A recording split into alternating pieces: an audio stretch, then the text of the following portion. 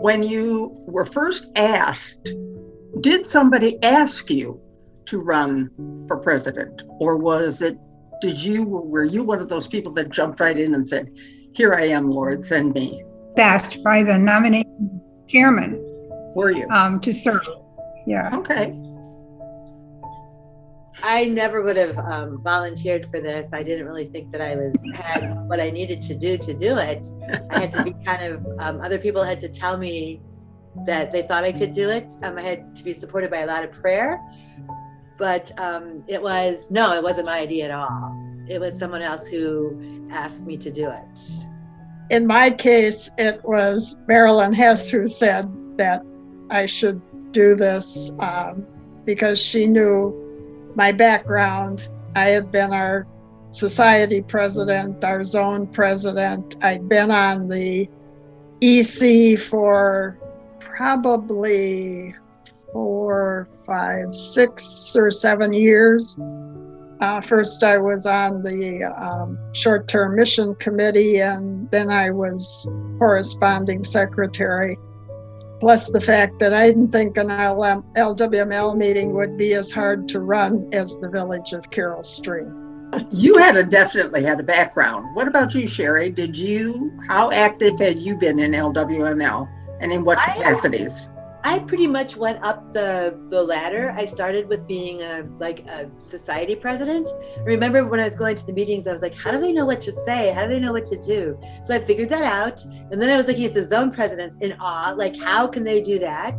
Then I became a zone president. And then I was in awe of the district presidents. I was even nervous to talk to them. I didn't understand that district presidents were actually just real people. So I went up I went from society to zone to district, and God was training me every step along the way for the next step. Isn't that true? How about you, Barb?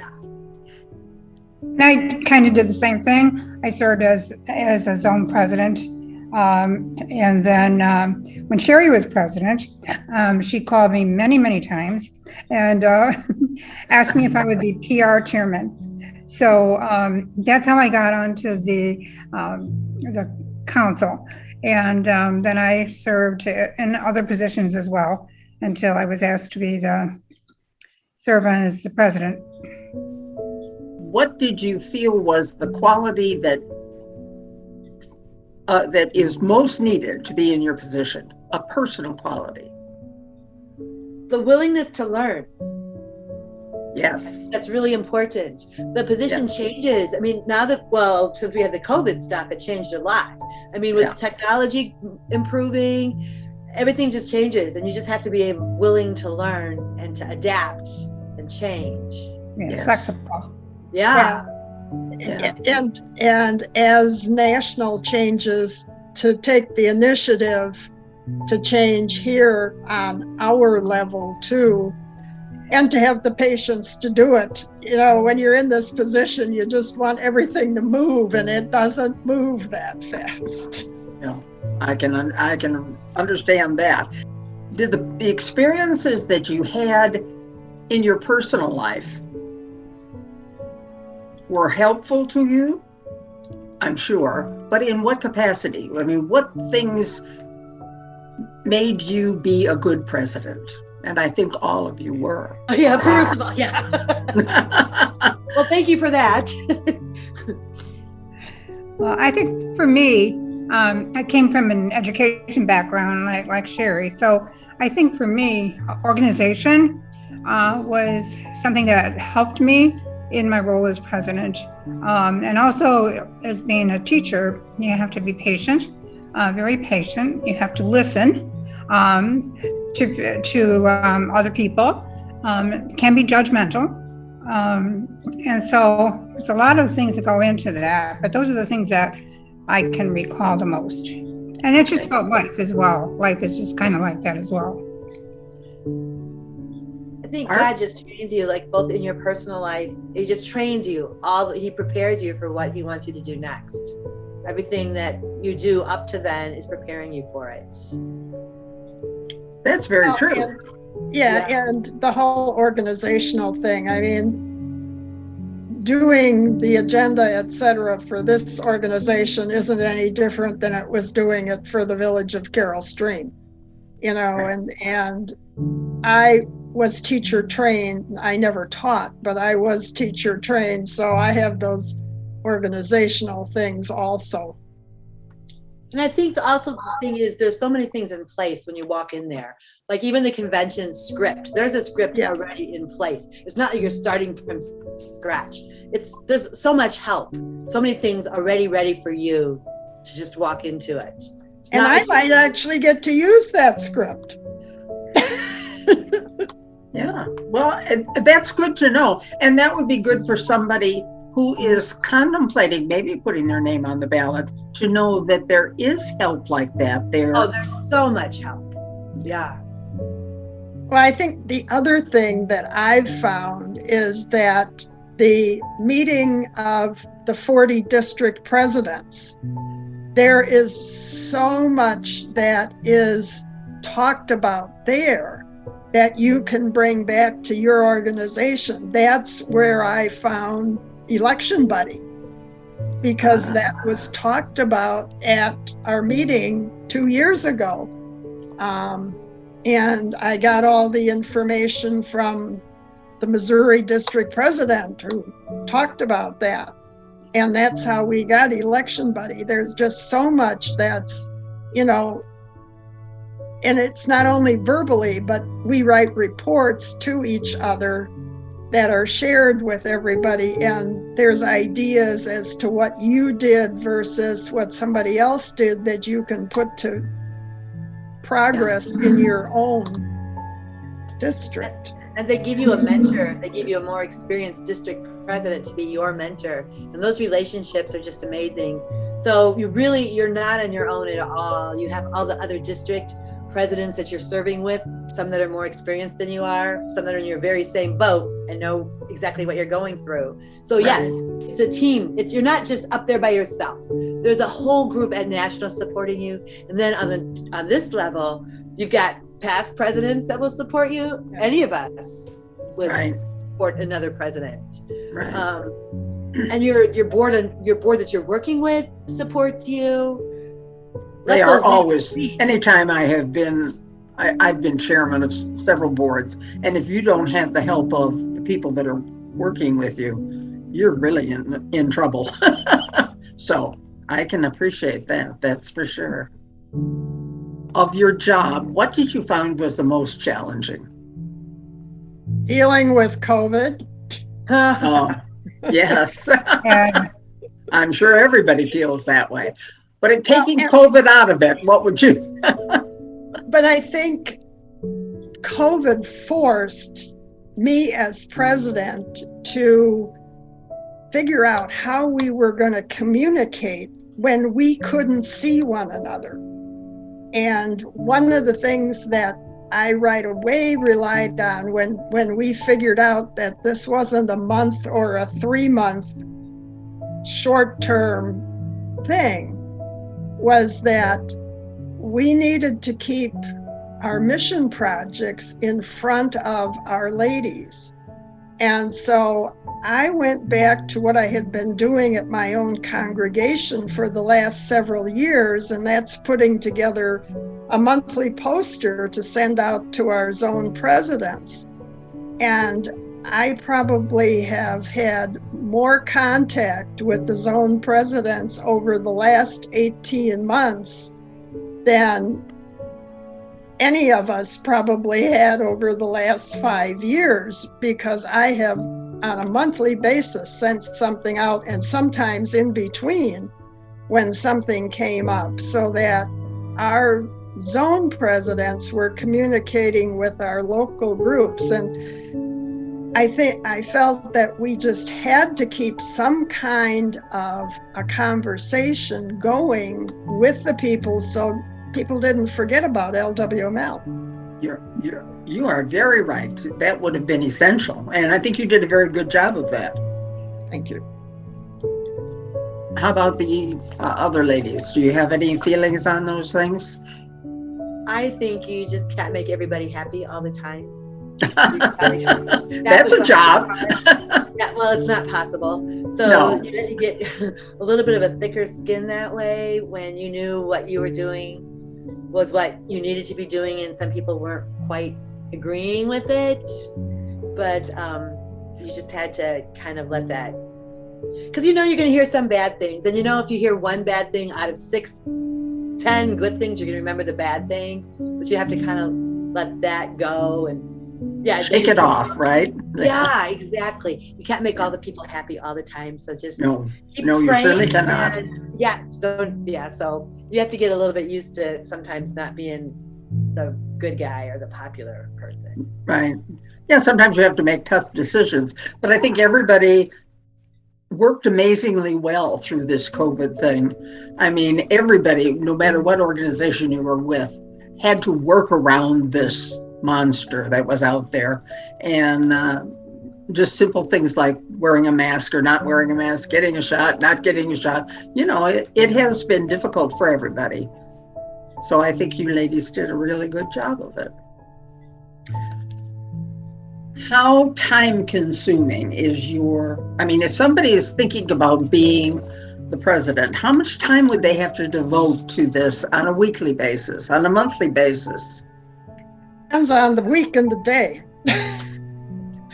I've had days where I've had 3 and 4 prayer requests come in and have, send those out to both the EC and the zone presidents to disseminate to their people. But yeah, I think it really takes, I don't know that I can put an average on it. I mean, one of the things that I discovered after I became president was how many forms you had to fill out for national. Oh my gosh. And I got smart. I keep all of those forms and then I just save it as a new form so that I when we change officers at the 2-year mark, I don't have to type in all 100% of everybody's addresses again. I just take out and put in the new officers. I mean, you learn the little tricks, but yes, I couldn't believe how much paperwork there was after that first convention when I took the gavel. I am sure we often forget about the simple thing like the paperwork that you have to do on a daily, weekly basis. And sometimes that can be very difficult, particularly if you have to disseminate it to other people and they're relying on you to get it to them correctly. So, did you have to do a lot of traveling? I think it's more like we got to do a lot of traveling. I really enjoy traveling throughout the district. One weekend, I remember speaking or being at a rally in the very southern part of our district, and I had like tomatoes, homegrown tomatoes, and the next day I was in the inner city, and we had like fried chicken. It was so much fun. And even our district isn't that big when you look at the other districts. So that was one of my favorite parts, traveling to different zone rallies. Loved it. The women are different, yet they're the same. They're all gathered around Jesus and sharing his mission. Nothing was more than a couple hours away. I mean, it's not that big of a district. There's some St. Louis meetings that I loved as well. I love being with the LWML leaders from across the United States, singing, studying the Bible, sharing ideas, just sitting with these women that are so incredibly Christ-centered. Those meetings are once or maybe twice a year. It's worth every moment that you put into it. I considered myself privileged to be able to do any of the traveling that I got to do. And lots of times I was working full time at that point, and my husband was also working full time. So he would come with me to a lot of these meetings. He got tired of eating chicken salad, but yeah, we did some traveling, but it was all fun. I was very happy to do it. So it wasn't tedious at all. I enjoyed that as well. It was just that I wish I could have been to every zone or every zone rally or every time they had meetings. because it was a time where you could really touch people and reach people and talk to people and listen to them. So I always tried to go to as many of the zone spring rallies as possible, and I had the people that were going in my place write me a report, so I knew exactly what they were sharing and what they were listening to, what they could share as well. So well, you're and right, that was the thing that I missed last year so much. No traveling.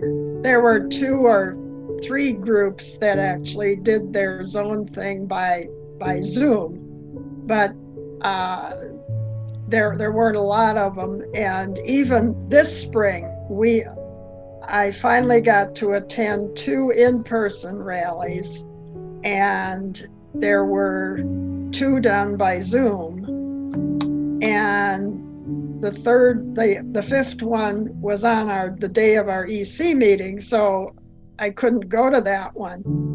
And now there's been, here in the fall, there have been groups that have been holding theirs. The big problem is that I have 5 of them on the 16th of October, and I'm going to be out of the country. So I can't even go to one of them. Yeah. And I have tried to get to every zone. The problem is I don't think I'm going to make it, because I only have 1 more set of zone rallies to go to next spring. And hopefully we'll be able to have spring rallies next year. As far as the driving, that's never bothered me, doing it. As Sherrie said, it's just so much fun going from, one place to another, because while the ladies are all LWML minded, they're different. Yes, they are. But it's so neat to get to know them. Yes. And when you go to zone 14, they feed you like you wouldn't believe. I'm not sure what zone 14, what their number was back then, but it's the whole southern Chicago group now. Oh my gosh, they know how to feed you there. Well, that will be good to pass on to the next president, right? That's a busy time of the year. If you ask about how much time you put in, those were busy weekends, but full of joy. But lots of time. But it's a fun time. Oh, so much fun. Yeah. And I know, like the fall gathering that we just had, it was very, very nice. And I was privileged to go to the convention in Mobile. That was fantastic. So once we can get back to that kind of thing, there is a feeling that you get from that you can't get anyplace else. When everybody was taking communion and all of a sudden someone spontaneously started singing and the whole place was in sound. I mean, if you didn't have tears in your eyes, there was something wrong with you, So I can see all of those things are really wonderful. If someone is contemplating putting their name on the ballot, do you have any advice for them? Pray. Yeah. Lots of praying. Yeah. Ask people to pray for you, with you, maybe. Mm-hmm. Yes. Well, I just have one more question for you. If after all of this is said and done, would you put your name on the ballot again to be president if you knew everything about the job? Oh, I think so. Yes. I would. The experience that I had as president is something that you cannot get again. And like Sherrie said, you meet so many people. I know my pastor, he talks about pastors. He said, "Oh, I know him." And I said, "Yeah, and I know him." He said, "Well, how do you know all those pastors?" And I said, "Because I was around the district as much as I could." So you get to meet just so many people, and it's just something that is very enriching to your life. I would say it was a highlight of my life, one of my most treasured experiences of my life. I would definitely would very happy that I did it, and I would definitely do it. Glad that I did it. Well, that's a glowing. Dan, how about you? You're still she's not done yet. Well, I will probably be the one that has the most different experience, and that's the whole COVID thing, the fact that we couldn't hold the convention last year. But, it's still, in some ways, it has probably been better because of the fact that there had to be more innovation. We weren't meeting in person, and there's a whole difference between doing a Zoom thing and doing an in-person thing. Yes. I will tell you that I would sooner run an in-person meeting than a Zoom meeting. Well, I would too. Well, it has been my pleasure to talk with all three of you, and LWML has been blessed. So thank you for your service. It has been wonderful. And I'm sure I'll see you again. LWML has blessed us. We've been blessed by LWML. Yeah, we've been blessed by being able to serve in these position, the position of president. And well, I'm glad you feel that way. I think we all take something away from it. And I think it was hopefully we all leave it better than it was. I think it was an honor to serve, and it was an honor to be asked, and it was an honor to serve. Can't ask for better than that.